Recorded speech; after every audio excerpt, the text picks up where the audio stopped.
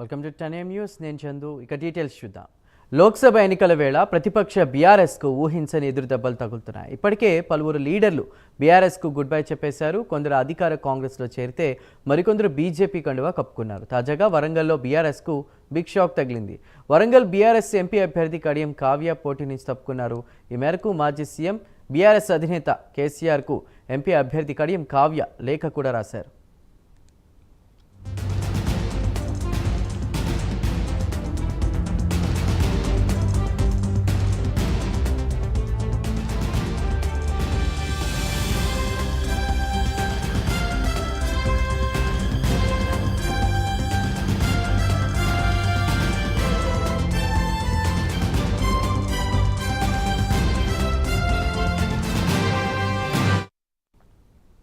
ప్రస్తుతం కడియం శ్రీహరి తన కూతురు కావ్యతో కలిసి హైదరాబాద్లోని మంత్రి తుమ్మల నాగేశ్వరరావు క్వార్టర్స్లో ఉన్నట్టు తెలుస్తోంది.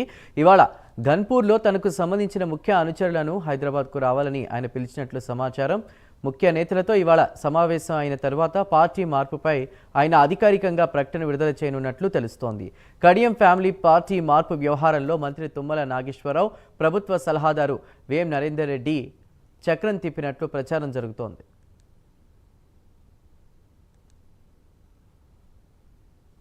ఇదే అంశంపై మరిన్ని వివరాలు అందించడానికి మా ప్రతినిధి తిరుపతి సిద్ధంగా ఉన్నారు.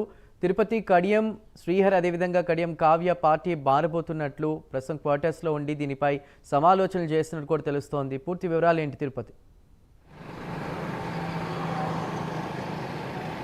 చందు, పార్లమెంట్ ఎన్నికల వేళ వరంగల్ పార్లమెంటు పరిధిలో రాజకీయ సమీకరణాలు శరవేగంగా మారుతున్నాయి. వరంగల్ పార్లమెంటు ఎన్నికలు కావచ్చు, రాష్ట్ర వ్యాప్తంగా దేశవ్యాప్తంగా పార్లమెంటు ఎన్నికల సంబంధించినటువంటి నేపథ్యంలో సంబంధించినటువంటి కీలక నేతలంతా ఇతర పార్టీల వైపు జైన్ అవుతున్న పరిస్థితి కనబడుతుంది. ఉమ్మడి వరంగల్ జిల్లా వ్యాప్తంగా ఇప్పటికే బీఆర్ఎస్ పార్టీకి సంబంధించిన మాజీ ఎమ్మెల్యేలు, కీలక నేతలంతా కాంగ్రెస్, బీజేపీ వైపు చూస్తూ జైన్ అవుతున్న పరిస్థితి కనబడుతుంది. నిన్న సాయంత్రం కడియం కావ్య బీఆర్ఎస్ అధినేత మాజీ సీఎం కేసీఆర్కు ఒక లేఖ రాశారు. ఇటీవలే బీఆర్ఎస్ పార్టీ వరంగల్ ఎంపీ అభ్యర్థిగా కడియం శ్రీహరి కూతురు కడియం కావ్యని ప్రకటించారు. అప్పటి నుంచి కూడా కొంత పార్టీ కార్యక్రమాల్లో పాల్గొంటూ ఉన్నటువంటి పరిస్థితి కనబడుతుంది. నిన్న సడన్గా ఒకసారిగా కేసీఆర్కు లేఖ రాసి నేను బీఆర్ఎస్ పార్టీ ఎంపీ అభ్యర్థిగా బరిలో ఉండట్లేదు, పోటీ నుంచి తప్పుకుంటున్నాను, నన్ను క్షమించాలి, బీఆర్ఎస్ పార్టీ కార్యకర్తలు సీఎం కేసీఆర్ క్షమించాలంటూ కూడా ఆమె ఒక లేఖ విడుదల చేశారు. ఈ లేఖలో అనేక అంశాలు పేర్కొన్నటువంటి పరిస్థితి కనబడుతుంది. బీఆర్ఎస్ పార్టీ ప్రస్తుతం ఉన్నటువంటి పరిస్థితుల్లో పోటీ చేయకపోవడం మంచిదనే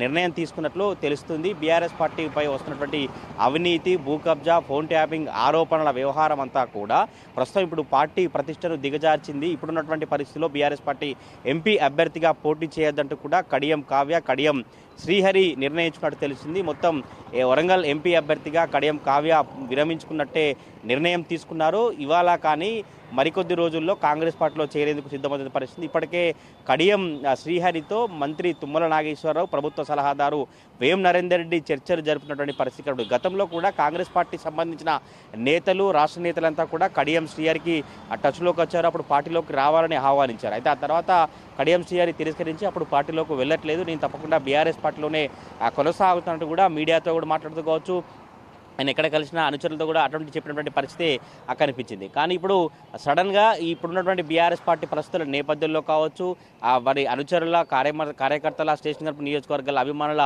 ఒత్తిడి మేరకు కాంగ్రెస్ పార్టీలో జాయిన్ అయ్యేందుకు కడియం శ్రీహరి, కడియం కావ్య సిద్ధమైనట్లు తెలుస్తుంది. మరి కాసేపట్లోనే ఢిల్లీకి వెళుతారనే ప్రచారం అయితే కొనసాగుతుంది. మరి ఢిల్లీకి వెళుతారా, లేదంటే ఇక్కడే ఏమైనా రాష్ట్ర నేతలతో కలిసి మాట్లాడిన తర్వాత జాయిన్ అవుతారనే చూడాల్సిన పరిస్థితి కనబడుతుంది. పార్లమెంటు ఎన్నికల వేళ వరంగల్ రాజకీయ సమీకరణాలు, రాజకీయ విశ్లేషకులను భావిస్తే మొదటగా బీజేపీ ఎంపీ అభ్యర్థిగా అరూరి రమేష్ను ప్రకటించారు, బీఆర్ఎస్ అభ్యర్థిగా కడియం కావ్యను ప్రకటించారు. వీరిద్దరు కూడా టీఆర్ఎస్ పార్టీకి సంబంధించినటువంటి లీడర్లే, టీఆర్ఎస్ పార్టీకి సంబంధించినటువంటి నేతలే ఇతర పార్టీలకు వెళ్ళి వాళ్ళే మళ్ళీ ఇప్పుడు అభ్యర్థులుగా వస్తున్నటువంటి పరిస్థితి కనబడుతుంది. ఇప్పుడు కాంగ్రెస్లోకి చేరిన తర్వాత కడియం కావ్యకే దాదాపుగా టికెట్ ఖరారైనట్లు కూడా తెలుస్తుంది. ఆ హామీతోనే కాంగ్రెస్లో జాయిన్ అయ్యేందుకు సిద్ధమైనట్టు కూడా అనిపిస్తుంది. ఒకవేళ కడియం కావ్య కనుక టికెట్ కేటాయించకపోతే కడియం శ్రీహరిని కాంగ్రెస్ పార్టీ బరిలో దింపేందుకు సిద్ధమవుతున్నట్టు తెలుస్తుంది. కడియం శ్రీహరిని ఎంపీ అభ్యర్థిగా బరిలోకి దించితే ఆయనకున్నటువంటి రాజకీయ చరిష్మా కావచ్చు, ఒక సీనియర్గా నియోజకవర్గాలలో అనుచరులు, అభిమానులు, పరిచయస్తులు చాలామంది ఉంటారు కనుక కాంగ్రెస్ ఎంపీ అభ్యర్థిగా కడియం శ్రీహరి అయితే బాగుంటుందని కాంగ్రెస్ రాష్ట్ర నేతలు కావచ్చు, అధిష్టానం ఒక ఆలోచన చేస్తున్నట్టు తెలిసింది. కడియం శ్రీహరికి కాంగ్రెస్ ఎంపీ టికెట్ కేటాయిస్తే స్టేషన్ గన్పూర్ ఉప ఎన్నికల్లో కడియం కావ్యకు టికెట్ కేటాయించేందుకు ఈ నిర్ణయం తీసుకోవాలంటూ కూడా కడియం శ్రీహరి ఈ రెండు సంబంధించిన విషయాలను రాష్ట్ర అధినాయకత్వం దగ్గర కావచ్చు, ఢిల్లీ అధినాయకత్వం దగ్గర చెప్పినటువంటి పరిస్థితి కనబడుతుంది. మొత్తం కడియం శ్రీహరి, కడియం కావ్య ఎపిసోడ్లో అయితే మంత్రి తుమ్మల నాగేశ్వరరావు, ఇటు వేం నరేందర్ రెడ్డి చాలా చక్రం తిప్పి వీరిద్దరినీ కూడా కాంగ్రెస్ పార్టీలో జాయిన్ అయ్యేందుకు వీళ్ళు వ్యూహరచన చేసినటువంటి పరిస్థితి కనబడుతుంది. ప్రస్తుతం అయితే ఇప్పుడు తుమ్మల నాగేశ్వరరావుతో కడియం శ్రీహరి ఫ్యామిలీ, కడియం శ్రీహరి హైదరాబాద్లోని మినిస్టర్ క్వార్టర్స్లో మంతనాలు జరుపుతున్నట్టు తెలుస్తుంది. అందరూ మొదటగా నిన్న సాయంత్రం వీళ్ళు ఆ లెటర్ ఇచ్చిన తర్వాత ఢిల్లీకి వెళ్ళారని ప్రచారం జరిగింది. కానీ వీళ్ళు నిన్న ఢిల్లీకి వెళ్ళలేదు. ఇప్పుడు ప్రస్తుతం అయితే హైదరాబాద్లోని మినిస్టర్ క్వార్టర్స్లోనే తుమ్మల నాగేశ్వరరావుతో కావచ్చు, కాంగ్రెస్ రాష్ట్ర కీలక నేతలతో మంతనాలు జరిపి ఎట్లా ఏ రోజు జైనింగ్ కావాలి, ఎప్పుడు జైనింగ్ కావాలి, ఎవరి సమక్షంలో జైన్ కావాలి, ఎటువంటి హామీలతో కాంగ్రెస్లో జైన్ అవుతే బాగుందంటూ కూడా చాలా సీనియర్లతో కావచ్చు అతని ఆ సమావేశాలతో అందరికీ చర్చించిన పరిస్థితి కనబడుతుంది. మరి కాసేపట్లోనే స్టేషన్ గన్పూర్ నియోజకవర్గం సంబంధించినటువంటి కార్యకర్తలు, అభిమానులంతా కూడా హైదరాబాద్కు తరలి వెళ్తున్నారు. ఇప్పటికే వారి అభిమానులకు, కార్యకర్తలకు కడియం శ్రీహరి నుంచి పిలుపు వచ్చింది. హైదరాబాద్కు రావాలి, హైదరాబాద్లో ముఖ్య కార్యకర్తల సమావేశం ఉంది. సమావేశం అనంతరం ఎప్పుడు కాంగ్రెస్ పార్టీలో జైన్ అవుతాము, కాంగ్రెస్ పార్టీలో పొలిటికల్ కెరీర్ ఏ విధంగా ఉండబోతుంది, కడియం కావ్య ఎట్లా అభ్యర్థిగా వస్తుందా, లేదంటే కడియం శ్రీహరి అభ్యర్థిగా వస్తారంటే ఇవన్నీ విషయాలను కూడా హైదరాబాద్లో కార్యకర్తలతో చర్చించిన తర్వాతనే ఈ నెల 30న కాంగ్రెస్ పార్టీలో జాయిన్ అయ్యేందుకు కడియం శ్రీహరి, కడియం కావ్య సిద్ధమవుతున్నట్టు తెలుస్తుంది. మొత్తానికి ఈ కడియం ఎపిసోడ్తో ఒక బీఆర్ఎస్ పార్టీకి బిగ్ షాక్ తగిలిందని చెప్పుకోవాలి. ఇప్పటికే బీఆర్ఎస్ పార్టీకి సంబంధించినటువంటి కీలక నేతలు ఎవరిని బరిలోకి దించితే బాగుంటుందో, ఒక ఉద్యమకారులను కానీ ఇతర నేతలను బరిలోకి దించితే బాగుంటుంది. ఇప్పటికే కడియం కావ్యకు టికెట్ కేటాయించినప్పటి నుంచి కూడా ఉద్యమకారులు వీరంతా ఎట్లా కడియం శ్రీహరి కూతురుకు టికెట్ కేటాయిస్తారు, ఉద్యమకారులు చాలామంది ఉన్నారు, బీఆర్ఎస్ పార్టీ కోసం పనిచేసిన వారందరూ ఉన్నారు, వారిని కాదని కడియం కావ్యను కేటాయించడం అప్పటికి కూడా కొంత అసమ్మతి వినిపించిన పరిస్థితి కనబడుతుంది. బీఆర్ఎస్లో అధినాయకత్వానికి బీఆర్ఎస్ సదస్సులకు ఒక షాక్ తగిలినప్పటికీ కూడా బీఆర్ఎస్ లోకల్ క్యాడర్ అంతా కూడా ఒక సంబరాలు ఉన్నటువంటి పరిస్థితి కనబడుతూ ఉద్యమకారులకు టికెట్ వస్తుంది, ఇప్పటికైనా ఉద్యమకారులు గుర్తించాలంటూ కూడా బీఆర్ఎస్ శ్రేణుల్లో వినిపిస్తున్నటువంటి మాట కనబడతా ఉంది. కరీంనగర్లోనే ఈ కడియం శ్రీహరి కూడా ఇవాళ మీడియా సమావేశం కావచ్చు, లేదా కార్యకర్తల సమావేశం అనంతరం ఒక రాజీనామా చేసేందుకు ప్రకటన చేసేటువంటి పరిస్థితి కనబడుతుంది. పార్టీ మార్పుపై ఈరోజు రాజీనామా చేసి కాంగ్రెస్లో చేరేటువంటి నిర్ణయాన్ని ప్రకటిస్తారనే చర్చ అయితే కొనసాగుతూ ఉంది.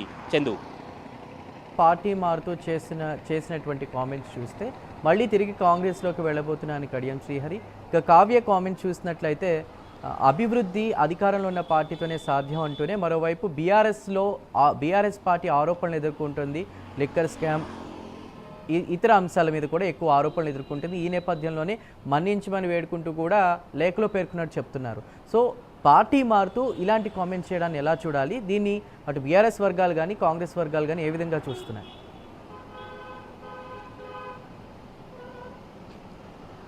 బీఆర్ఎస్ వర్గాలు మొదటి నుంచి కూడా కడియం శ్రీహరి ఫ్యామిలీకి టికెట్ కేటాయించినప్పటి నుంచి కూడా వరంగల్ ఉమ్మడి జిల్లా బీఆర్ఎస్ నేతలు ఎవరూ కూడా సహకరించడం లేదు అన్నటువంటి పరిస్థితి కనబడుతుంది. ఎందుకంటే ఉద్యమకారులు చాలామంది ఉన్నారు, బీఆర్ఎస్ పార్టీ టికెట్ కోసం చాలామంది సిట్టింగ్ ఎంపీగా ఉన్నటువంటి పస్నూరి దయాకర్ చాలా ప్రయత్నం చేసి మరొకసారి అవకాశం వస్తుందని చెప్పారు. అది అవకాశం రాకపోవడంతోనే ఆయన కాంగ్రెస్లో చేరినటువంటి పరిస్థితి కనబడుతుంది. దీనికి సంబంధించి కూడా మొత్తం ఈ కడియం కావ్య ఒక లేఖ అయితే చర్చనీయాంశంగా మారింది. ఎందుకంటే ప్రస్తుతం బీఆర్ఎస్ పార్టీ ఫోన్ ట్యాపింగ్ వ్యవహారం కావచ్చు, భూ కబ్జా, అవినీతి ఆరోపణలకు సంబంధించినటువంటి వ్యవహారాలు చెప్తుంటే లోకల్ బీఆర్ఎస్ క్యాడర్ కావచ్చు, బీఆర్ఎస్ రాష్ట్ర నేతలంతా కూడా పార్టీ మారేటువంటి సందర్భం కనుక వస్తే, పార్టీ మారితే పార్టీ వాళ్ళ నిర్ణయం తీసుకోవాలి. కానీ పార్టీపై ఇటువంటి ఆరోపణలు చేయడం, పార్టీ పరిస్థితి బాగాలేదు, పార్టీ ప్రతిష్ట దిగజారిపోయినటువంటి అంశాలను ఎలా లేవనెత్తుతారు? మీరు ఎప్పుడు పార్టీ కోసం పనిచేశారు, ఉద్యమకారులు చాలామంది ఉన్నారు, బీఆర్ఎస్ గులాబీ జెండాను ఎగరేసి గులాబీ జెండాను కష్టపడినటువంటి కార్యకర్తలను ఎటువంటి నిర్ణయం చెప్తున్నట్టు కూడా కడియం ఫ్యామిలీపై బీఆర్ఎస్ శ్రేణులు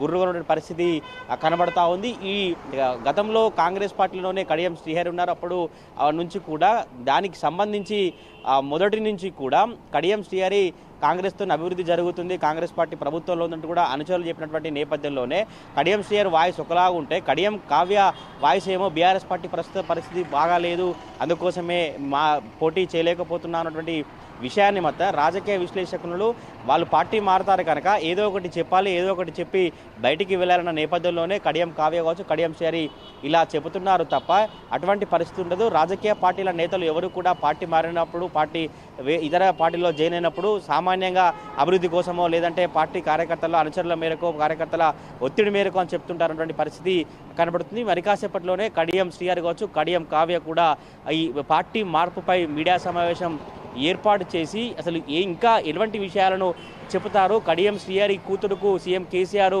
అవకాశం కల్పించినా కూడా ఎందుకు పోటీ నుంచి విరమించుకున్నటువంటి పరిస్థితులన్నీ కూడా చెప్పే పరిస్థితి అయితే కనబడతా ఉంది. తిరుపతి మరోవైపు కేటీఆర్ కూడా ఒక ఎమోషనల్ ట్వీట్ చేశారు. జంపింగ్లకు సంబంధించి ఎవరు ఎలా పోయినా ఎటు వెళ్ళిపోయినా పర్వాలేదు, శూన్యం నుంచి సునామీ సృష్టించిన ఘనత కేసీఆర్ అంటూ కూడా ఒక ఎమోషనల్ ట్వీట్ చేశారు. ప్రస్తుతం ఇది వైరల్గా మారింది. దీనిపై మీ కామెంట్ ఏంటి?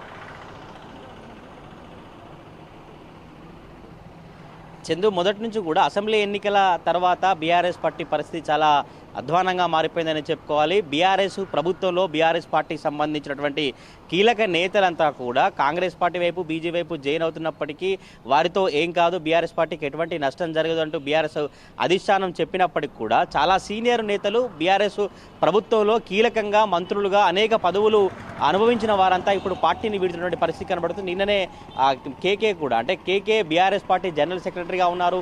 కేసీఆర్కు చాలా సన్నిహితుడు, చాలా దగ్గరగా మెదిలిన వ్యక్తి. వాళ్ళ కుటుంబ ఫ్యామిలీకి కూతురుకు మేయర్ ఇచ్చారు, కొడుకు కార్పొరేషన్ చైర్మన్ పదవి ఇచ్చారు, ఇతనికి 2 సార్లు రాజ్యసభ పదవి ఇచ్చిన పరిస్థితి. నిన్న ఈ కేసీఆర్ కూడా కలిసి కేకే ఒక లెటరు రూపకంగా తన అభిప్రాయాన్ని చెప్పేటువంటి ప్రయత్నం చేసిన నేపథ్యంలో కేసీఆర్ కేకేకు ఒక సీరియస్ వాగ్వాదం జరిగినటువంటి పరిస్థితి. ఎందుకోసం మీరు పార్టీ మారుతున్నారు, మీ ఆలోచన మార్చుకోవాలి, మీకు బీఆర్ఎస్ పార్టీ ఎటువంటి నష్టం చేసింది, బీఆర్ఎస్ పార్టీ మీకు అనేక అవకాశాలు ఇచ్చింది, మీకు 2 సార్లు రాజ్యసభ పంపించింది, ఆ తర్వాత కూతురును మేయర్ని చేసింది, ఆ తర్వాత కొడుకును కార్పొరేషన్ చైర్మన్ చేసింది. ఎందుకు ఇప్పుడు ఇలా వ్యవహరిస్తున్నారు? గెలుపోటలు సహజము, అన్ని పార్టీలు గెలుస్తాయి, ఓడుతాయి, కానీ ఇటు ఓడిపోగానే అధికారంలో లేకపోగానే పార్టీ నుంచి వెళ్ళిపోవడం సరైనది కాదంటూ కూడా బీఆర్ఎస్ పార్టీ అధినేత కేకేతో అభిప్రాయం వెళ్లించడంలో ఇద్దరు అర్ధరాంతంగా కూడా ఇద్దరి సమావేశం ముగిసి కేకే బయటకు వచ్చినట్టు తెలిసింది. ఇలా కీలక నేతలు కడియం శ్రీహరి కావచ్చు, కేకే, రంజిత్ రెడ్డి సిట్టింగ్ ఎంపీలు, Peddapalli MP, Nagar Kurnool sitting MP, ఇలా ఎంపీలు, మాజీ ఎమ్మెల్యేలు, బీఆర్ఎస్ ప్రభుత్వంలో చాలా కీలకంగా పనిచేసిన నేతలు పార్టీ మారిపోతుంటే బీఆర్ఎస్ అధిష్టానం మాత్రం ఇప్పుడు ఒక ఆలోచనకు వచ్చి ఉద్యమకారులను కనుక సరైన రీతిలో ఉద్యమకారులకు సరైన గుర్తింపు ఉంటే వాళ్ళు పార్టీలో కొనసాగేవారే, కానీ వీళ్ళంతా కూడా ఇతర పార్టీల నుంచి అప్పుడు కేసీఆర్ వలసలు తీసుకోవడం, కేసీఆర్ జైనింగ్ తీసుకోవడం జరిగిందో మళ్ళీ ఇప్పుడు అదే ప్రాసెస్ కాంగ్రెస్ కొనసాగిస్తుంది. ఇది కేసీఆర్ నేర్పిన విద్య, కేసీఆర్ చేసిన రాజకీయమే అంటూ రాజకీయ విశ్లేషకులు చెప్తున్నటువంటి పరిస్థితి కనబడుతుంది. కేసీఆర్ ట్వీట్ కనుక చూస్తే చాలా ఎమోషనల్గా బీఆర్ఎస్ పార్టీ పరిస్థితి చాలా ఖాళీ అయిపోతుంది. బీఆర్ఎస్ రోజు రోజుకు తీవ్ర పరిణామాలు ఎదుర్కొంటుంది. బీఆర్ఎస్ పార్టీ ఒకప్పుడు ప్రభుత్వంలో ఉన్నప్పుడు కావచ్చు, గత 10 ఏళ్ళు నాకే టికెట్ కావాలి, నేను బీఆర్ఎస్ కండువా కప్పుకొని పార్టీలో జాయిన్ అవుతాను అటు కూడా కార్యకర్తలు కావచ్చు, నాయకులు ముందుకు వచ్చినటువంటి సందర్భాలు ఉన్నాయి. కానీ ఇప్పుడు కనుక గమనిస్తే అసలు పార్లమెంట్ ఎన్నికల్లో ఒక పార్లమెంట్ నియోజకవర్గం నుంచి అభ్యర్థి నిలబెడదామంటే అభ్యర్థి ఎవరు కూడా ముందుకు వచ్చేటువంటి పరిస్థితి కనబడట్లేదు. ఎవరైనా అభ్యర్థిని ప్రకటించినప్పటికీ కూడా వాళ్ళు పోటీ చేస్తారా, నామినేషన్ వేసే వరకు కూడా క్లారిటీ ఉండే పరిస్థితి. ఎందుకంటే ఆ సిట్టింగ్ ఎంపీ రంజిత్ రెడ్డి విషయంలో కూడా అదే జరిగింది, ఇప్పుడు కడియం కావ్య విషయంలో కూడా అదే జరిగింది. మిగతా అభ్యర్థులంతా కూడా బీఆర్ఎస్ పార్టీ నుంచి పోటీ చేసేందుకు ఎవరు సుముఖత లేనటువంటి పరిస్థితి కనబడుతుంది. బీఆర్ఎస్ పార్టీ ఆ ప్రస్తుత పరిస్థితులపై కూడా ఎప్పటికప్పుడు కేసీఆర్ సమాలోచనలు చేస్తూ సీనియర్లతో మాట్లాడుతున్నప్పటికీ కూడా బుజ్జగింపుల పర్వం కొనసాగినప్పుడు కూడా కేకే లాంటి వాళ్ళు కావచ్చు, కడియం శ్రీహరి, కడియం కావ్య లాంటి వాళ్ళు కూడా పార్టీ మారడంపై రాజకీయ విశ్లేషకుల్లో, రాజకీయ వర్గాల్లో చాలా చర్చనీయాంశంగా మారిన పరిస్థితి. ఇంకా పార్లమెంట్ ఎన్నికల సమయం దగ్గర పడుతున్న కొద్దీ బీఆర్ఎస్ పార్టీలో ఎటువంటి పరిణామాలు చోటు చేసుకుంటాయి, కేటీఆర్, కేసీఆర్ రాజకీయం ఎట్లా ఉండబోతున్న చర్చ అయితే సాగుతా ఉంది. చందు. రైట్ తిరుపతి.